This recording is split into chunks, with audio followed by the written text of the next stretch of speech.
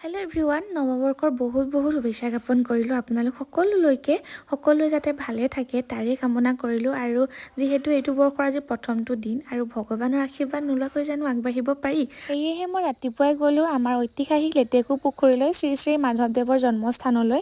আৰু গৈয়ে মোৰ বেছি ভাল লাগিলে। মই যাওঁতে তাত নাম লৈ আছিলে, মই মনৰ আশাবোৰ যাতে পূৰ হয় তাৰ বাবে ভগৱানৰ ওচৰত আশীৰ্বাদ ল'লোঁ, সকলো যাতে ভালে কুশলে থাকে। আৰু মোৰ পিছফালে যে দেখিছে এই গৃহটো, এয়া হৈছে মহাপুৰুষ শ্ৰী শ্ৰী মাধৱদেৱৰ গৃহ। ধুনীয়াকৈ ইয়াতে আৰ্টিফিচিয়েল কৰি সংৰক্ষণ কৰি ৰখা হৈছে।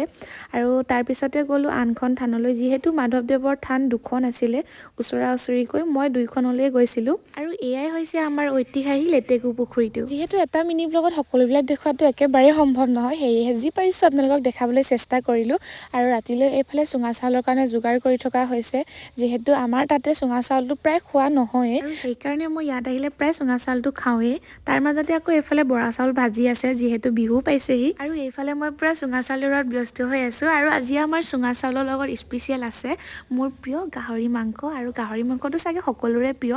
আজিলৈ আহিছোঁ, নেক্সট এটা ভিডিঅ'ত আকৌ লগ পাম। Again happy new year guys, বাই।